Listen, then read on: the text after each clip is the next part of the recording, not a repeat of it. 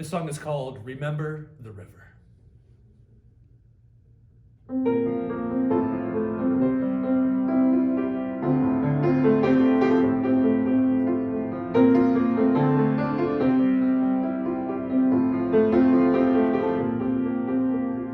In these days, when nothing goes your way and all your plans just fall apart again, and you can't find any reason in your mind to be joyful, just remember the river. In these times, this and that way signs when you don't know which way you're supposed to go, and you can't feel the things that used to be so real and make you joyful. Just remember the river at your center, an endless river. Just remember the river, the life spring, your deepest part now. Let it well up from within you through the floodgates of your heart now, like a fountain flowing through you into the world. Doesn't matter what they say, you can choose to fill your world with joy today.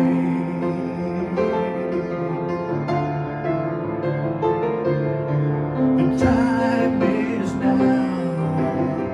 We must remember how to find the flow that we once used to know, and open wide. I'll pour the love from deep inside and be joyful. We remember and we are joyful. We remember the river, the life spring, our deepest part now, as it wells up from within us through the floodgates of our hearts now. We give thanks to the giver, the Spirit, the source of all now, the streams of blessing, ever searching from the center, near and far now, 1,000 fountains flowing through us into the world. Doesn't matter what they say, it's all made up anyway. Yeah, it's gonna be okay, 'cause we can choose to fill our world with joy today.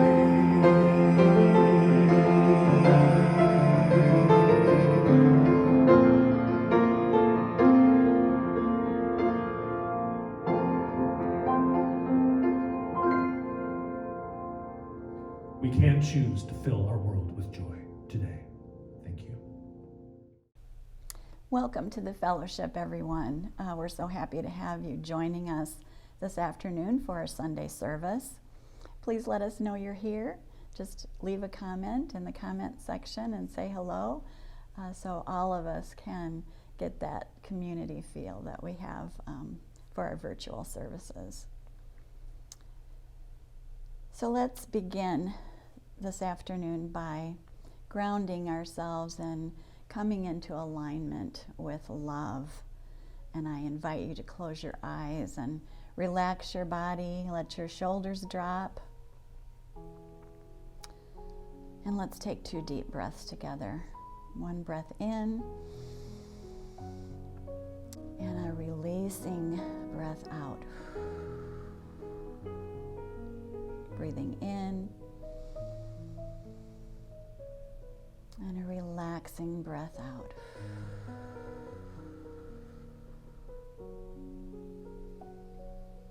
And as we follow our breath, I invite you to put your hand on your heart. Let your mind drop down into your heart space.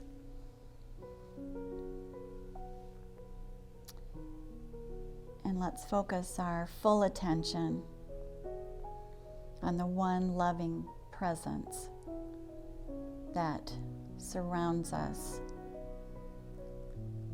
and moves through us, as us, into this world.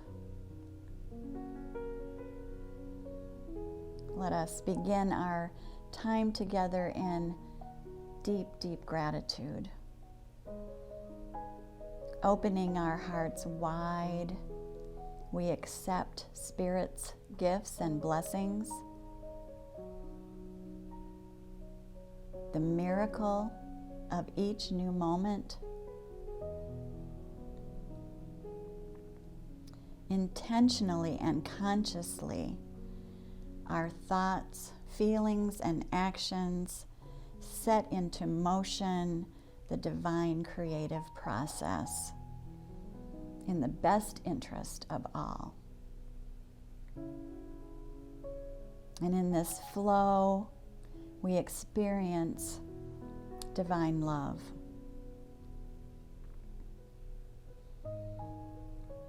Right now, we join our energy in spiritual community, collectively reaching out to all beings, extending kindness, compassion, and love to all who are in need of healing, who are in need of belonging, to all who are in need of feeling that community support.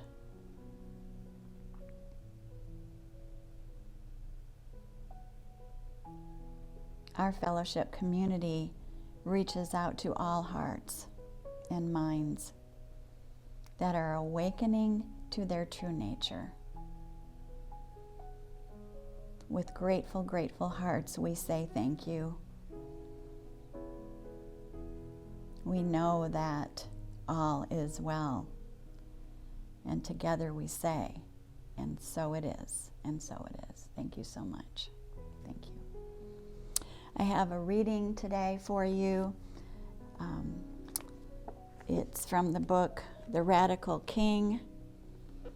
And we are celebrating and honoring and remembering this iconic figure, Martin Luther King Jr.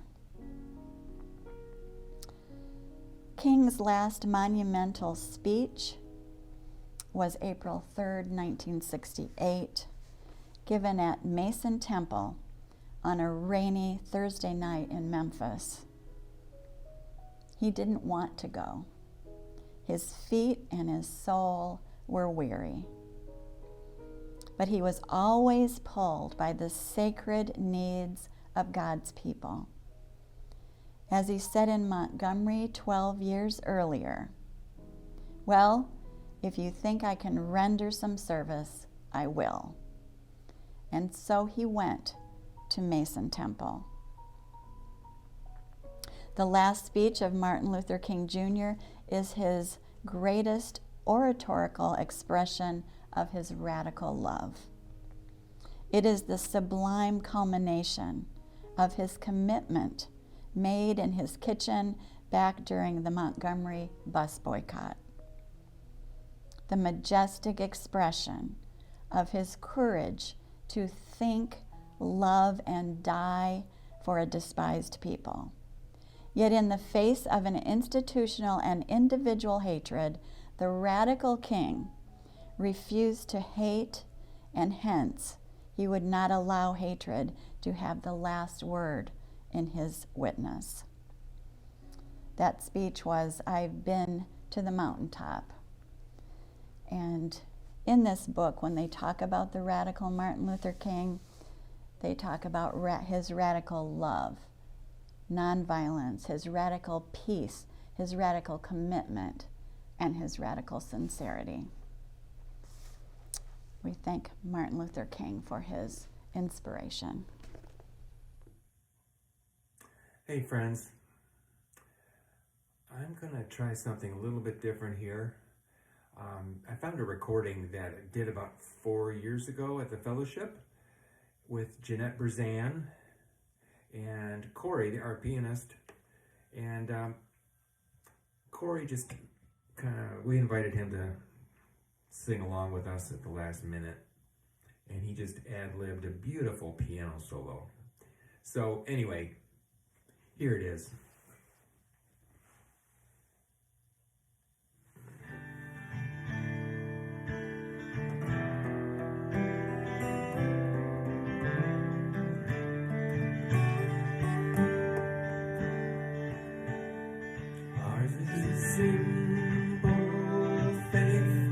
Life is a short embrace. Heaven is in this place every day. Hope is the crown we tell. Make each day what you will. Thankful for dreams fulfilled every day.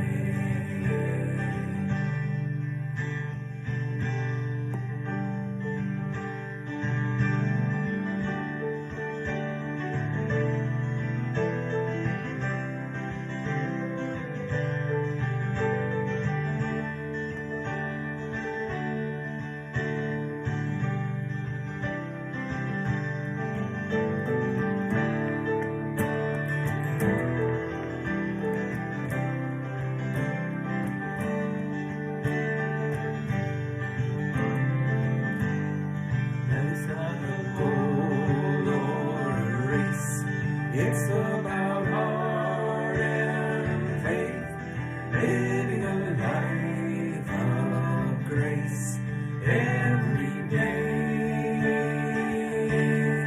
In the mystery, seeking the harmony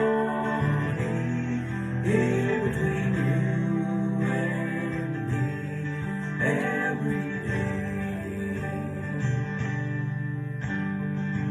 Corey.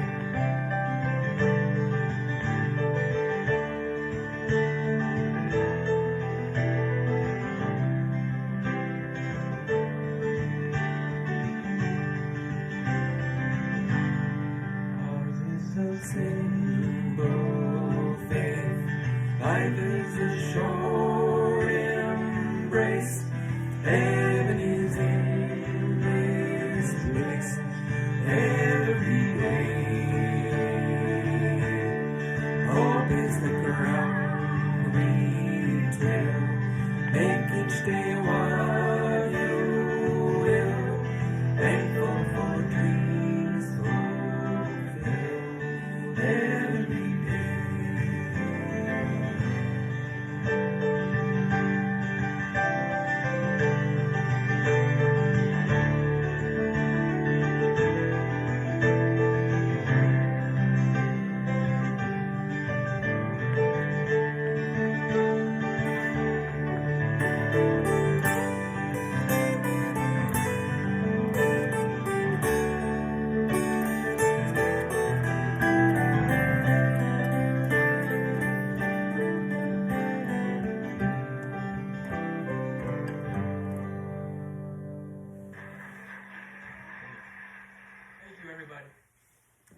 Anyway, hope you enjoyed that memory. Made new again.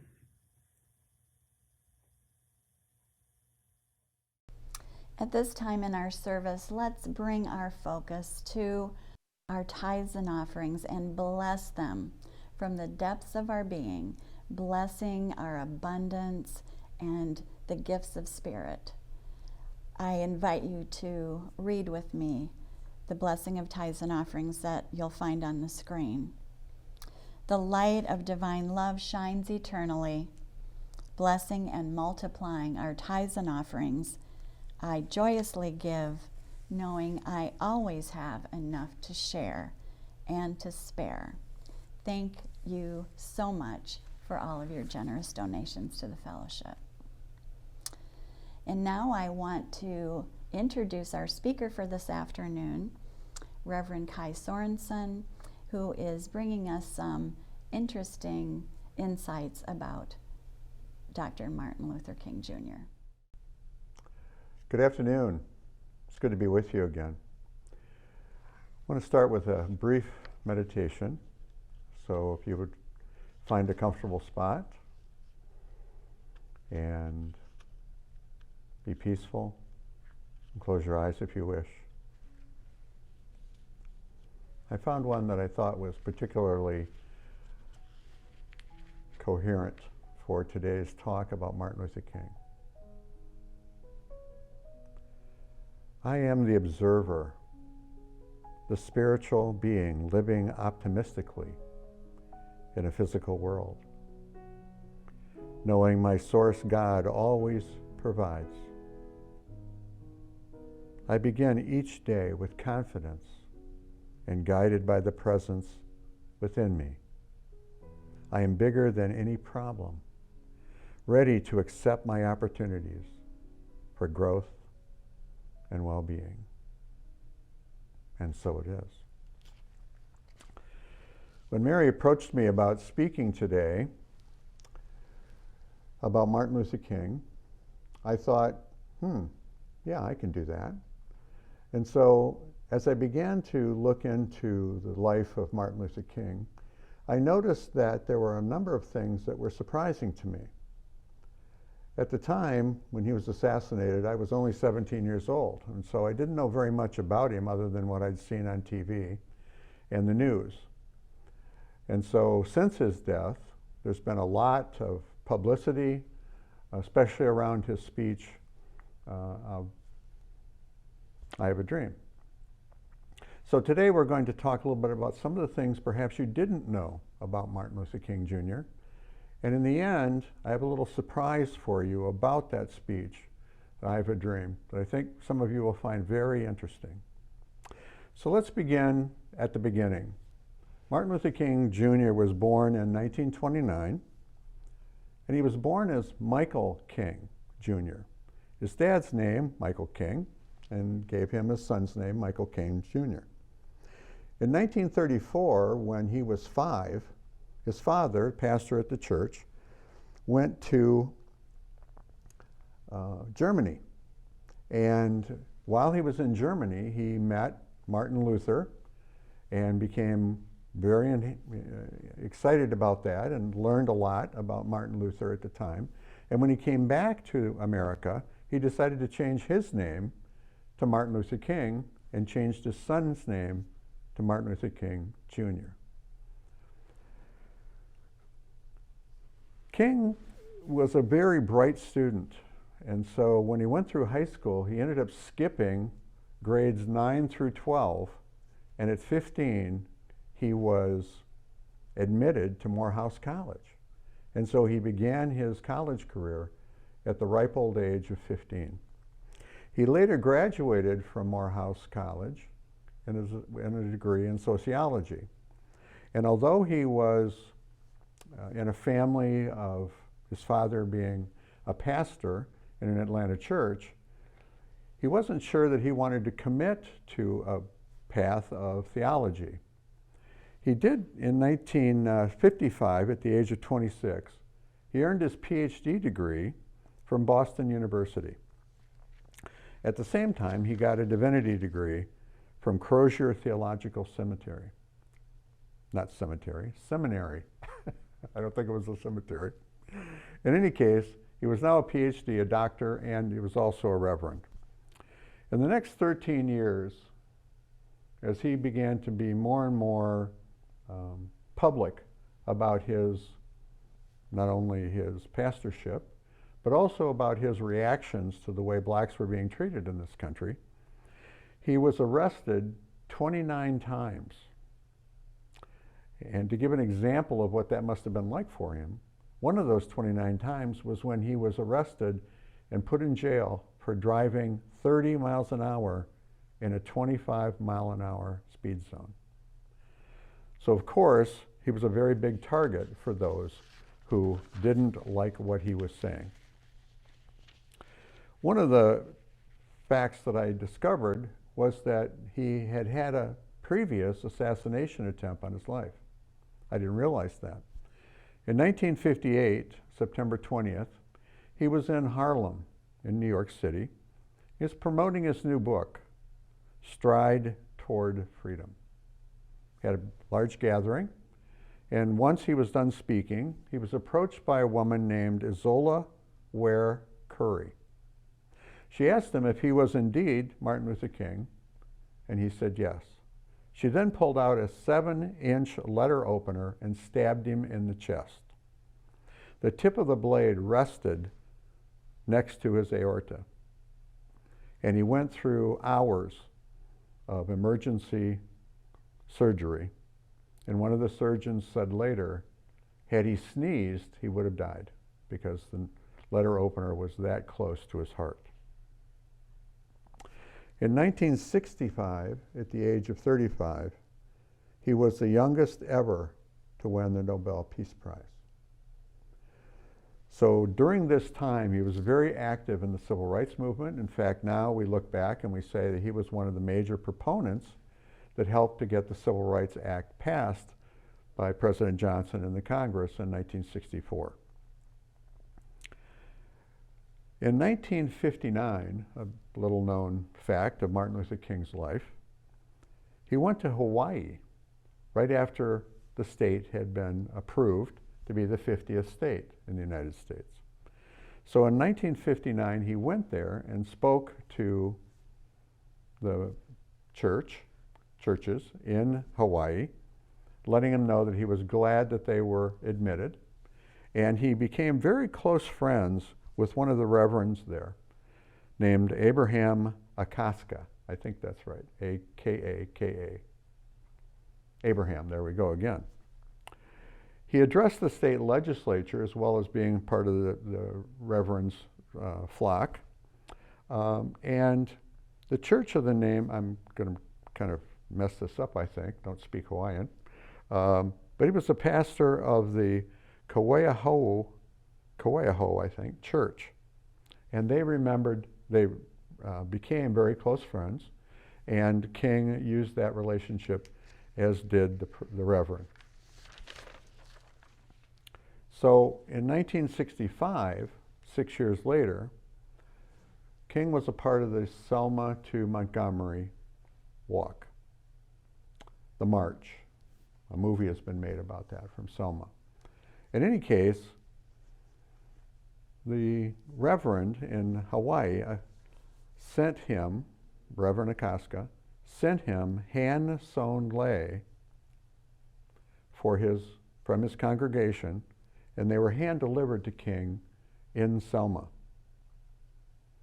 So when King received these lei from Hawaii, he passed them around, and he wore them during the march in Selma to Montgomery.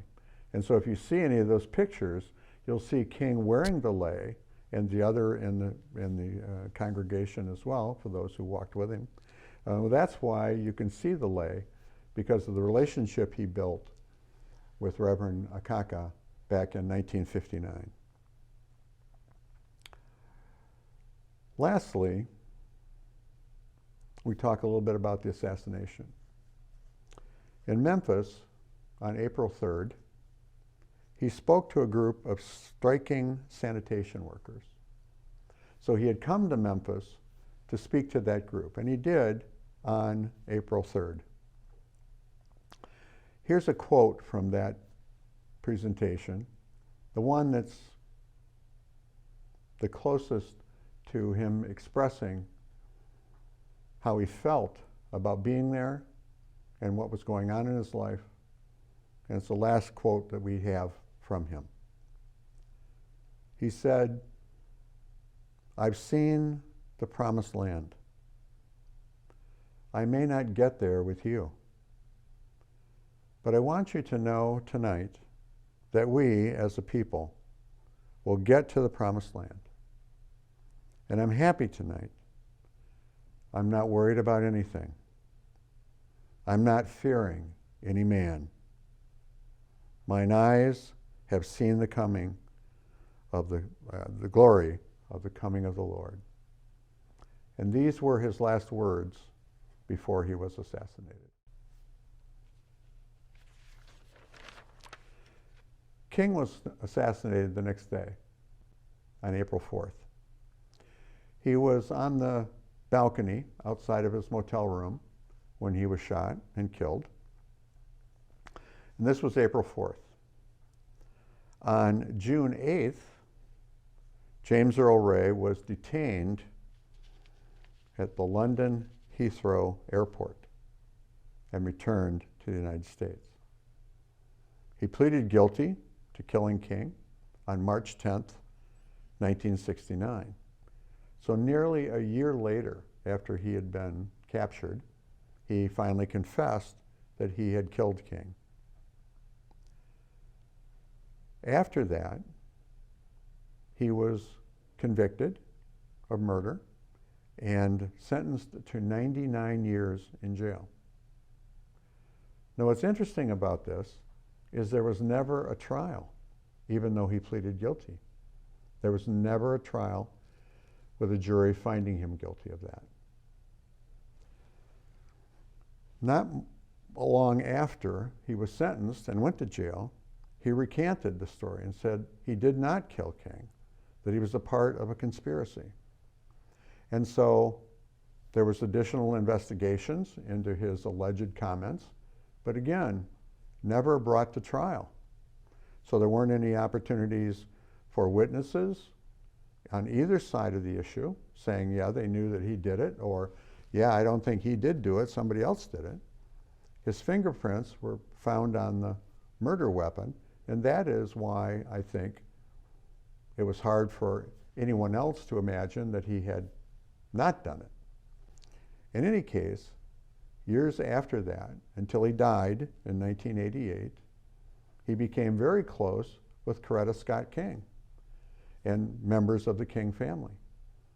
And they, to this day, believe that he was not the man who pulled the trigger and that there was a conspiracy to kill King. We'll never know, because there was never a trial, and of course now it's in history books. The last thing that I wanted to just mention to you has to do with his speech, "I Have a Dream." Now, one of the things that has always fascinated me about this is I looked into the history of this a number of years ago and came back to it in preparation for this presentation. And what's kind of curious about this whole thing is that King was the 6th speaker that day. And so 5 other presentations were made before he took over the pulpit and started to speak. Now, if you go to one of the websites, or if you go to YouTube and put in "I Have a Dream" speech, you'll see the speech from the beginning, not just the part where he talks about having a dream.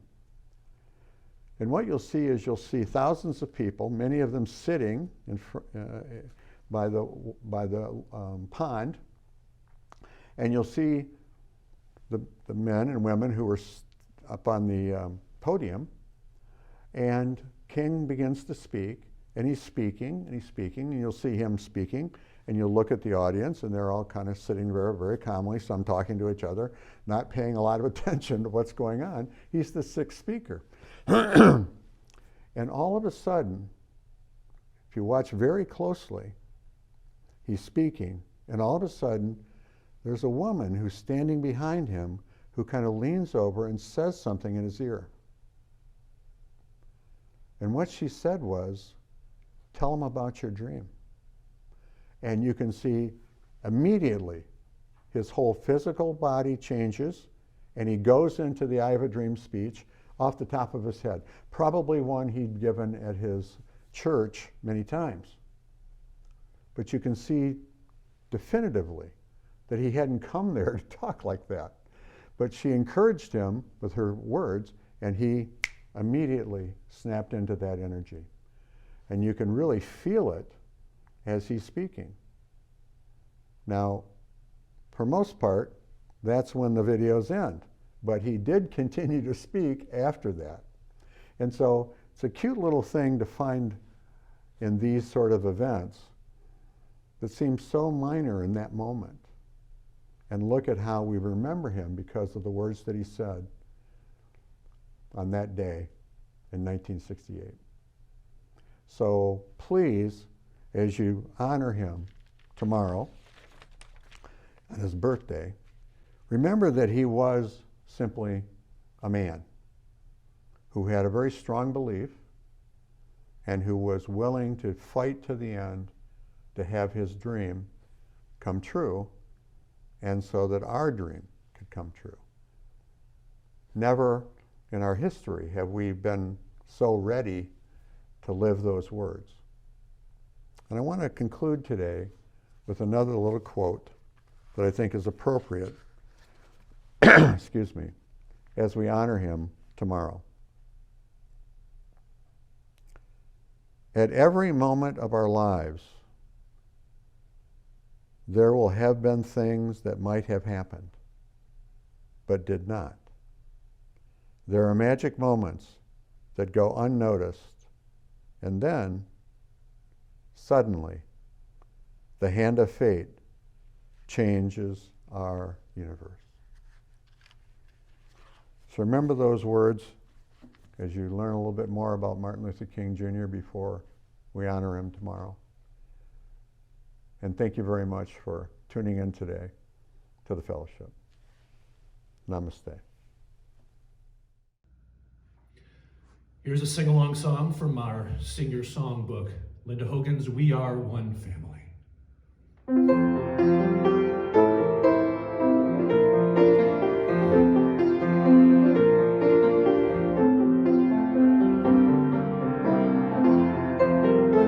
We are one family, only one family, filling the universe with perfect light. Children of destiny, living in harmony, loving our unity, shining bright. Good times and bad times have come our way, bringing us home to the love in this day.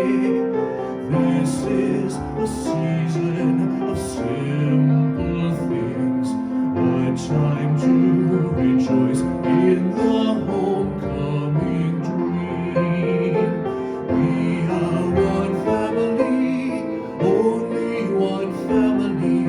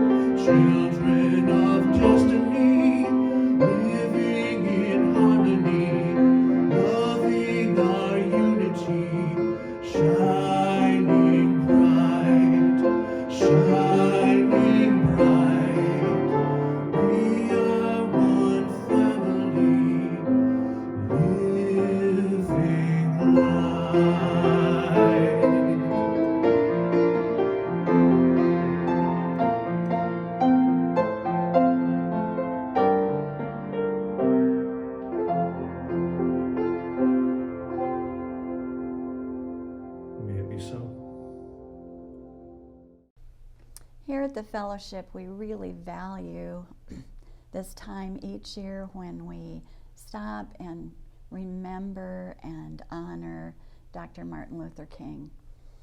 He continues to be such an inspiration in all of our lives.